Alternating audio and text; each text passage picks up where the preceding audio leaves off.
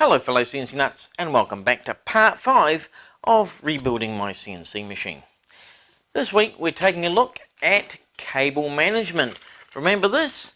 Well, we need to refit cable management onto our machine here, but I'm not actually going to use this time. Decided to invest in some of this, might be called energy chain, drag chain, call it what you like. This is what my cables are going to run in.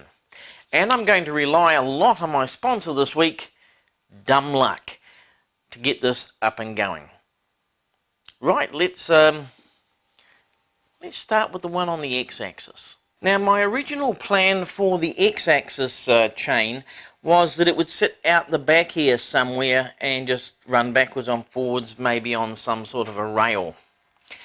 But as it turns out, there's enough width here for it to sit on top of the x-axis rail and enough clearance where it goes under my motor drive for it not to foul on it. So I'm going to run it on top of my x-axis rail here. It's going to make it look really nice. Thank you, Dumb Luck. You saved the day. So I've already prepared this chain ready to go into place. And it starts off here with a T-nut at the end. I'll just drop that in. And hopefully just travel down there, and we'll just roll out that chain like so. I can now put this here onto here and just lock this in place, and that's the end of it held in place. And at this end here I've made a little angle bracket that will simply slot into here like so, and then I can rotate those T-nuts and lock it in place. Now I've added part way down here an aluminium plate. It's got a T-nut and a bolt in it, and its purpose is it sits in this rack here, and I'm going to use it to lock this rack. By locking it down at this point here with that plate, none of this rail here is going to lift in normal use. Only from here to the back here, which is only a ½ meter or so, about 2 foot of actual track, can actually lift. And the rest of it from there doesn't need to move at all. So continuing on our theme of dumb luck, it's now time to look at the cable management for the side of the machine here. And my plan's quite simple. Simply use a piece of wood like this here, attach it to the side of the machine, and run the cable management backwards and forwards on it. To stop it falling off the sides, I went and brought some aluminium to put on each side to form sort of a channel. And as soon as I got home from the store with my aluminium purchase, what should I see sitting on the shelf but this plastic trunking that's designed to run cables in. But more importantly, it's exactly the right width to run my cable management in. So, change of plan, I'm going to use this instead. It's just a pity I didn't find it before I went and brought the aluminium.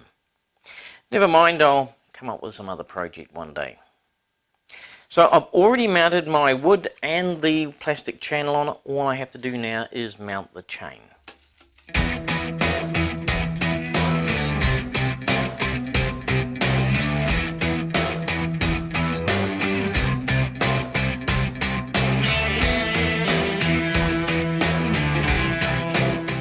So next I'm going to drill a hole just in here. That's to allow the cables to come up from underneath and then make its way into the chain here. Now there's also a gap here, which means if I want to bring any cables in this way here, I can, because it's going to have this cover over it, which is going to make it look neat and tight.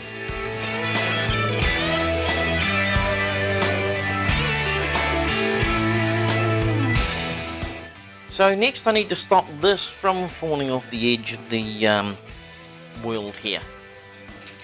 And to do that, I've made these here pieces of steel with some T-nuts and bolts in it. As luck would have it, I didn't have enough bolts for this project, and then I looked at an old scrap bin and found some nice 6mm stainless steel ones.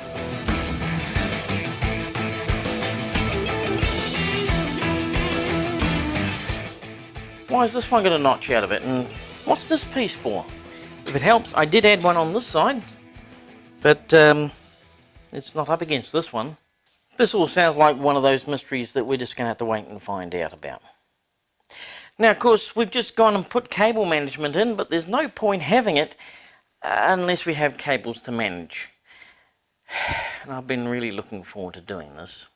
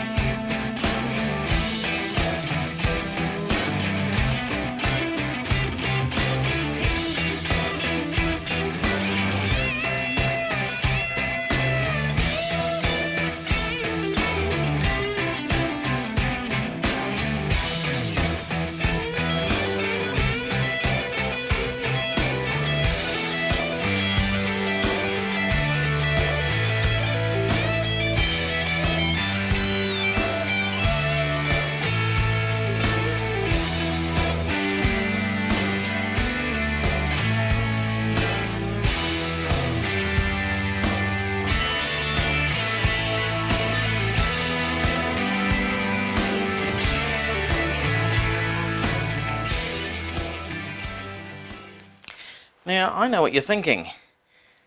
You're thinking, hang on, he's using data cable to run power to his motors. And you're correct. Not only is this data cable, it's actually the same data cable I used on my machine previously. It's over 10 years old, it's been running this machine, and I'm planning to get another 10 years out of it as well. Now the cable I'm using is actually this here. It's a really old piece of Cat5 data cable. It's a patch lead, not the actual sort of cable you run on the wall, because the cable you run on the wall is single stranded. It wouldn't last 5 minutes, but this is multi-stranded, and this will be able to take all the movement that the machine can throw at it. In addition to that, I'm doubling up the pairs. So this is an AWG24 cable, which has a rating of 3.5 amps for each wire. And my motors only take 3.5 amps, but to make sure each pair is doubled up. So that's 7 amps per pair of wires, which is more than double of what my motor will require. So if you pick the right sort of cable, you're going to have no trouble connecting up your machine. That's my theory anyway.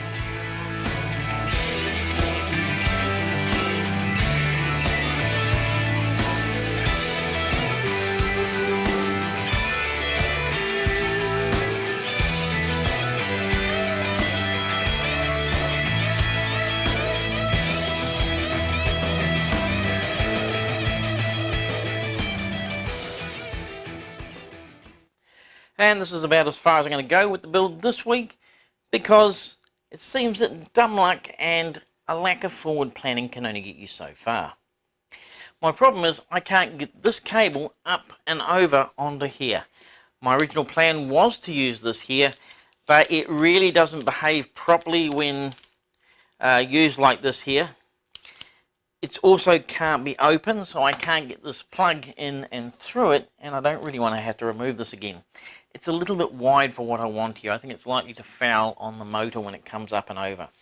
So the best option at this point in time is to order a new piece of chain, something narrower, something that will hopefully go up and over without bending out of shape, and something that can be open so I can get this cable through. But we do have our motors connected now, so now would be a great time to give it a test and see how it goes. Let's give it a try. It's alive! All that remains me to do is to thank you guys for watching. Don't forget to like and subscribe, and I'll catch you next time. Cheers! Oh, and we'll be looking at what these things here are actually for in the next one.